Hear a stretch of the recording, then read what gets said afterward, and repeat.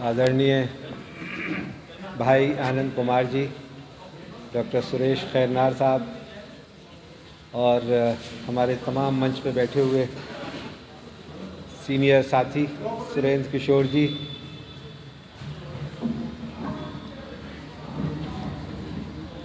Professor साहब और दोस्तों,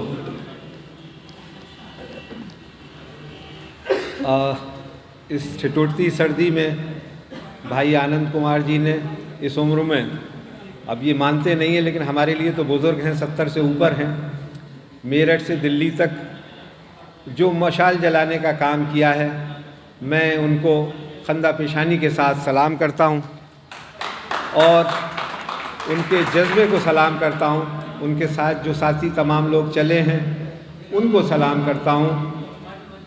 और ये कहने की ज़रूरत इसलिए आन पड़ी है कि अब ये काम जो कि कुदरती तौर पे होना चाहिए था और जो हज़ारों साल से होता आया है, आज सबसे बड़ा संकट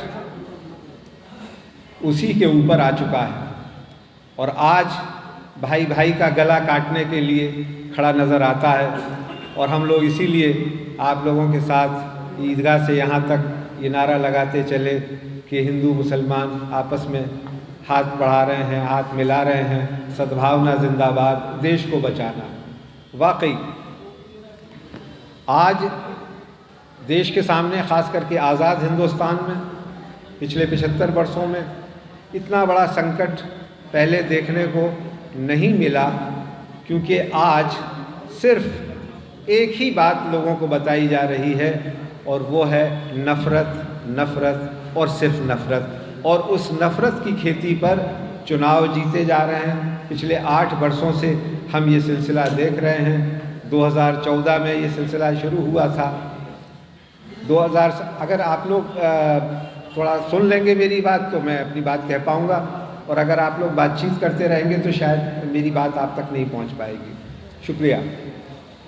तो 2014 का चुनाव हुआ, किस तरह से वो चुनाव जीता गया मुझे उसके विस्तार में जाने की ज़रूरत नहीं है, आप सब लोग जानते हैं।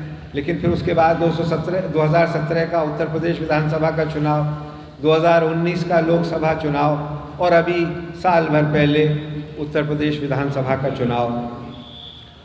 इसमें सिर्फ एक ही नारा था और वो ये था जिसको अंग्रेज़ी में कहा जाता है blatant majoritarian communal agenda.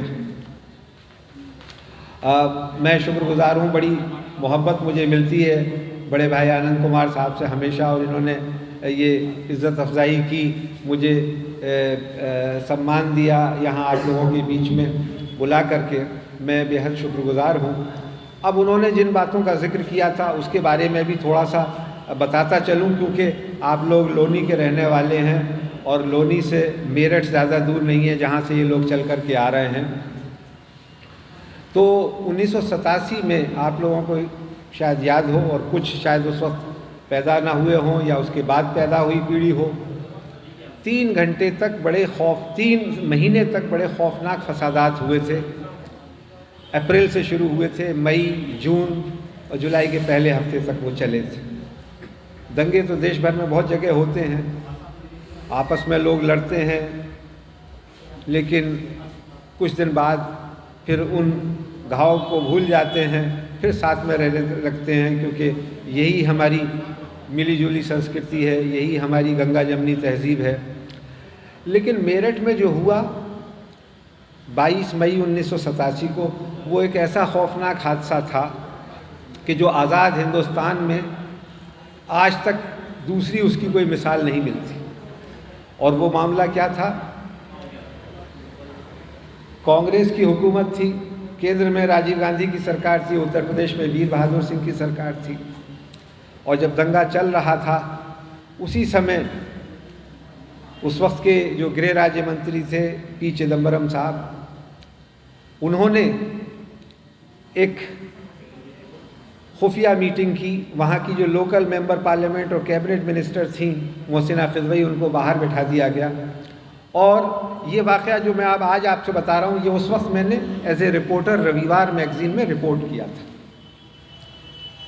Chidambaram साहब ने क्या कहा, पंजाब में हमने आतंकवाद रोकने के लिए 5000 सिख नौजवानों का कत्लेआम किया है, और अगर आपको मेरठ में दंगा रोकना है तो जब तक आप 100-200 मुस्लिम नौजवानों को कत्ल नहीं करोगे ये दंगा नहीं रुकेगा।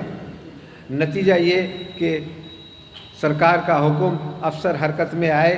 22 मई को हाशिमपुरा, जो कि बिल्कुल मेरठ के दिल में है, वहाँ से 50 मुस्लिम नौजवानों को, और उसमें ये हट्टे कट्टे उनका जिस्म देख करके पकड़ करके फ़ौज की मौजूदगी में उठाया गया। पहली किस्त मुरादनगर में गंग नहर में 20 से 25 लोगों को मारा गया।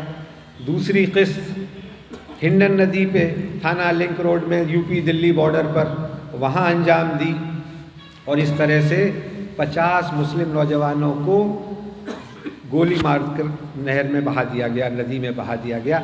ये आज़ाद हिंदुस्तान का डॉक्टर सुरेश खैरनार साहब पहला वाक़या था कि जिसमें इतने बड़े पैमाने पर एक्स्ट्रा जुडिशल किलिंग्स की गई थी। और उस वक्त अभी वो चले गए राय साहब, उनकी तबीयत ठीक नहीं थी, आए थे हमारे साथ इस यात्रा में शामिल हुए। वो उस वक्त SSP गाज़ियाबाद थे। उन्होंने गाज़ियाबाद में वो मुकदमा ख़ुद अपने ज़रिए से तहरीर दर्ज करा करके FIR कायम किया। उस पर 32 साल मुकदमा चला, और 2018 में दिल्ली हाई कोर्ट ने उनमें से 16 पुलिस वालों को कैद की सज़ा सुनाई, आजीवन कारावास की। वो तिहाड़ जेल में इस वक्त सज़ा पा रहे हैं, हालांकि उन्होंने अपील भी कर रखी है सुप्रीम कोर्ट में। उसके दूसरे दिन 23 मई को एक दूसरा बड़ा वाक़या हुआ। मेरठ के बाहर एक गांव है मलियाना, अब तो वो शहर का ही हिस्सा हो गया है। वहाँ RD त्रिपाठी नाम का एक PSC का कमांडेंट था। उसने जा कर के मुसलमानों को इस तरीक़े से मारा कि 10-10, 12-12 शव, उनकी बॉडीज़ वो कुएं में डाल दी गई। पास में एक कब्रिस्तान था, उसमें गड्ढा खोद करके उसमें दफन कर दिए गए। 72 लोग मारे गए। और मुझे VN राय साहब ने बताया कि इनका वो कॉलीग था, उसने पुलिस कंट्रोल रूम में आकर के कहा, मुसलमानों को ऐसा सबक सिखा करके आया हूँ कि उनकी 7 पुश्तें याद रखेंगी।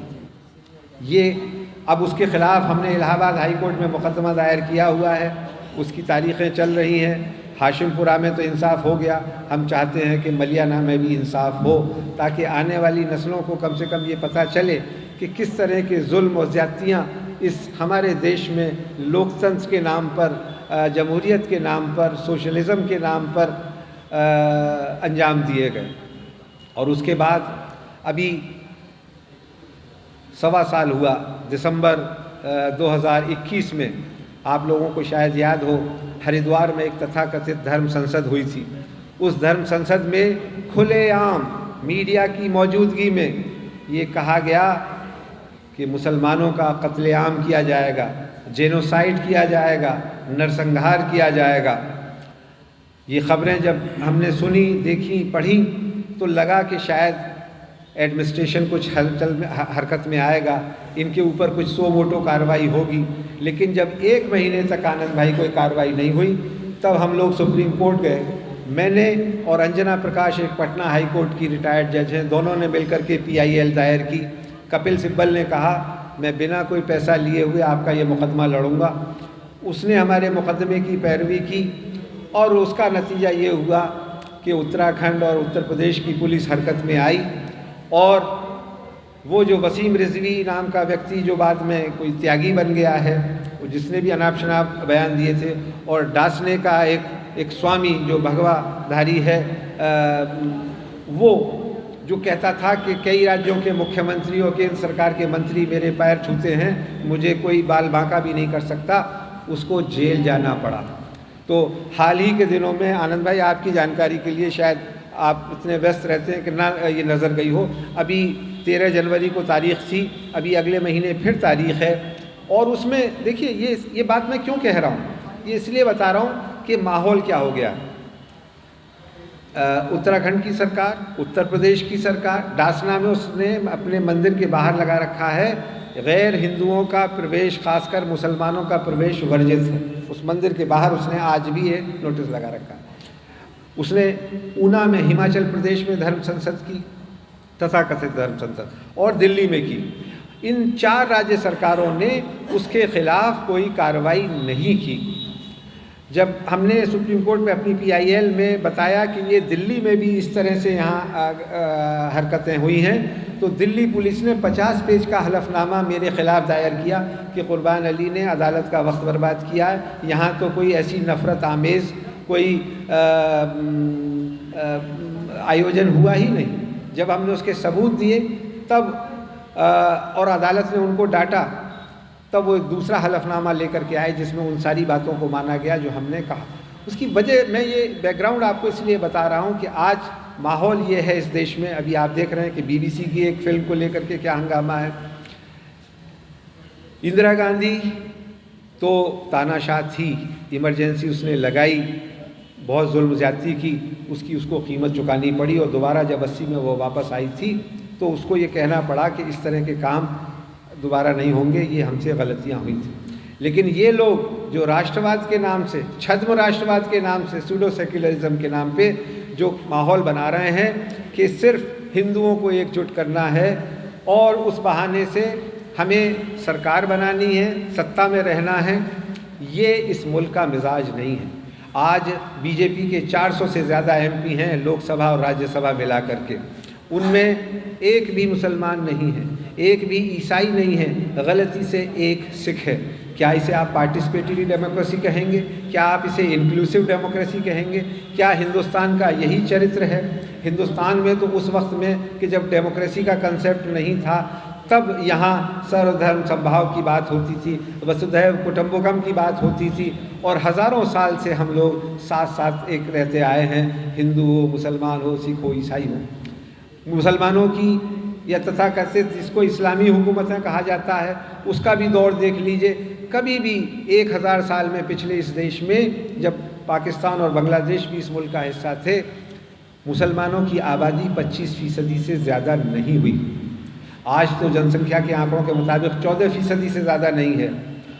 तो लेकिन ये बताया जाता है मुसलमान बच्चे पैदा करता है, मुसलमान आबादी बढ़ा रहा है, मुसलमान इस देश पे कब्ज़ा कर लेगा, और सबसे बड़ा ख़तरा हिंदू को है। मतलब एक दूसरे को जितना लड़ा सको उतना लड़ाओ, जितना एक दूसरे के ख़िलाफ़ नफ़रत पैदा कर सको वो करो। और इस मुल्क को जिसके लिए ये जाना जाता है, पूरी दुनिया में हिंदुस्तान पे लोग फ़ख्र करते हैं कि ऐसा भी मुल्क हो सकता है जिसमें इतने तरह के धर्म, इतनी तरह की जातियाँ, इतने तरह के संप्रदाय, इतने तरह की भाषाएँ, इतने राज्य, और वो एक है। और एक ही नहीं है, बंटवारे के बाद सिक्किम जैसा स्वतंत्र देश इस भारत देश में शामिल हुआ और आज भारत का हिस्सा है। लेकिन उस हिंदुस्तान की इमेज के जिसे चिश्ती ने मोहब्बत का पाठ पढ़ाया, जहाँ नानक ने मोहब्बत का पाठ पढ़ाया, जहाँ कबीर ने मोहब्बत का पाठ पढ़ाया, जहाँ गौतम बुद्ध हुए, उस मुल्क के ताने बाने को तहस नहस करने की कोशिश की जा रही है। यहाँ काफ़ी लोगों को आपको सुनना है, मैं ज़्यादा वक्त नहीं लूँगा। लेकिन दोस्तों, जो आपने ये फ़ैसला किया है, जो आपने इस यात्रा का स्वागत करते हुए जो नारे लगाए हैं, इसके लिए कन्विक्शन होना चाहिए, कमिटमेंट होना चाहिए।